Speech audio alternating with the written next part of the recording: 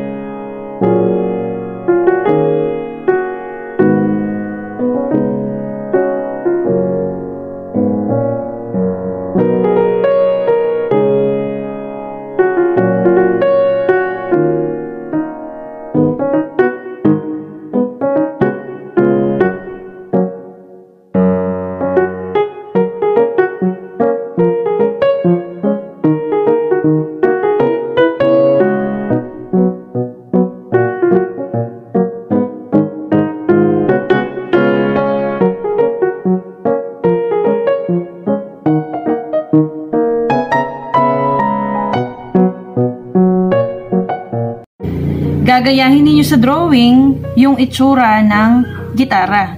Ito yung 1st fret, 2nd fret, 3rd fret, 4th fret. 1st fret, 2nd fret, 3rd fret, 4th fret. Itong unang linyang ito ay itong unang string sa taas. Pangalawa, pangatlo, pang-4, pang-5, pang-6. Una, dalawa, 3, 4, 5, 6. Ang unang chord na ituturo ko sa inyo ay ang letter D. Gagawa kayo ng bilog dito,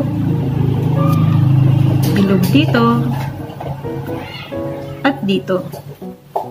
Ito ang letter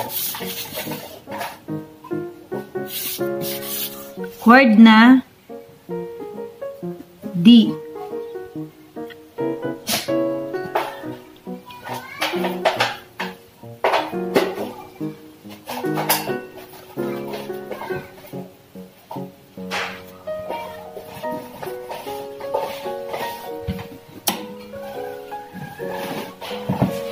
Ayan. Saan natin ipupwesto ang ating mga daliri? Gagayahin natin yung drawing dito, dito, at dito. 1st finger, 2nd finger, 3rd finger. Ayan. So, ito na yung chord D. Kapag tutugtugin nyo, lilikha siya ng tunog na okay. So, tapos na natin ang chord D. Isunod naman natin ngayon ang chord A.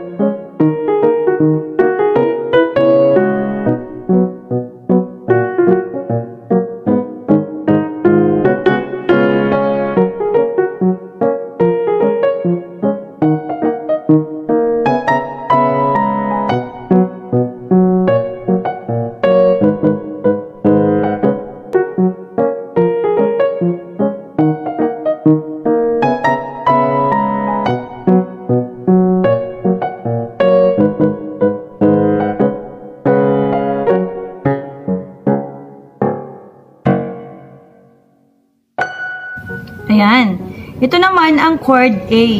Dito ang first finger, second finger, at third finger. Ilapat naman natin ngayon sa gitara. Dito ang first finger sa ikatlo, second finger, at third finger sa second fret ng gitara. Kapag tinipa natin ay lilikha siya ng tunog na. So, meron na tayong dalawang chords. Yung una ay chord D. Ang pangalawa naman ay chord A. Ayan. So, meron na tayong dalawang chord. Isang chord na lang para makumpleto na yung tatlong chord na sinasabi ko kanina. At ayan ay ang chord G.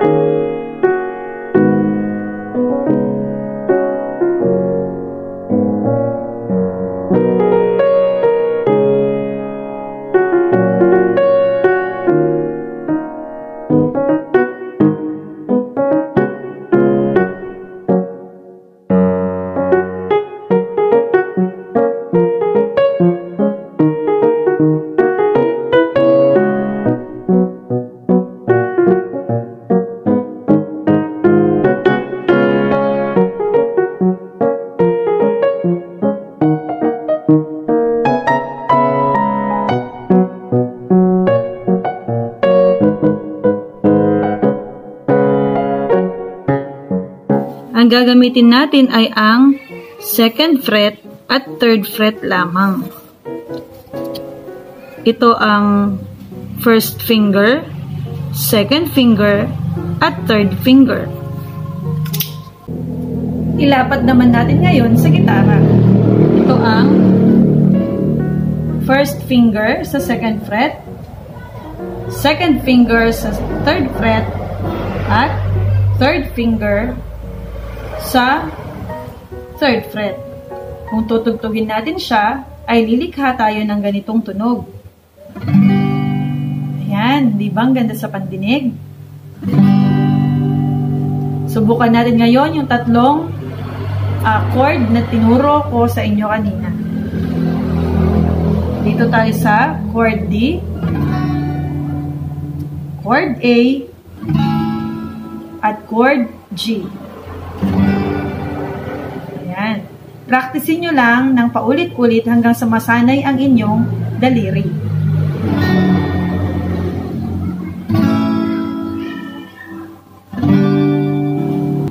Ngayon naman, subukan nating kumanta ng isang awit na ang gamit ay yung tatlong chords na tinuro ko sa inyo kanina.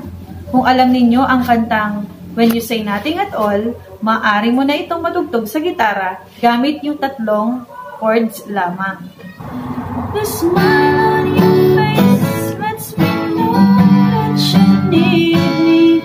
There's a truth in your eyes saying you'll never leave me. The touch of your hand says you'll catch me if ever I fall. Is it best when you say nothing at all?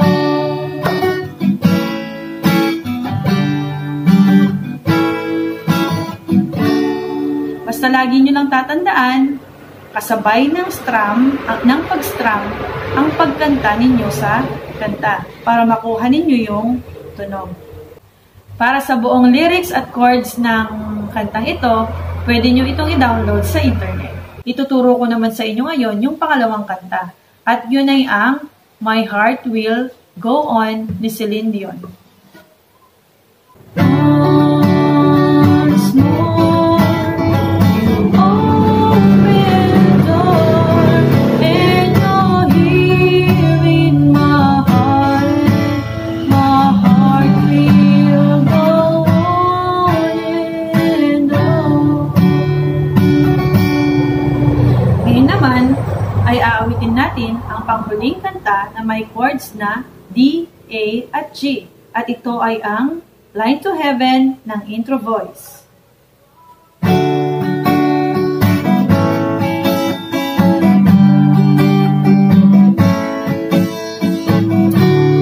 Heaven knows I've done no wrong.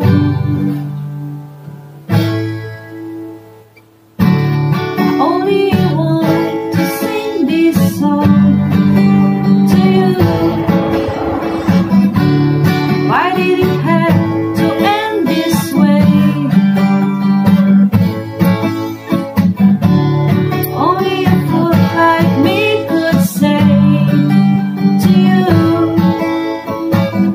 if I ever had a line to heaven, I swear I'd call you there. If I ever had a line to heaven, I swear I'll be there tonight. So yan, meron na tayong tatlong kanta na ang gamit ay ang chords na D, A, G.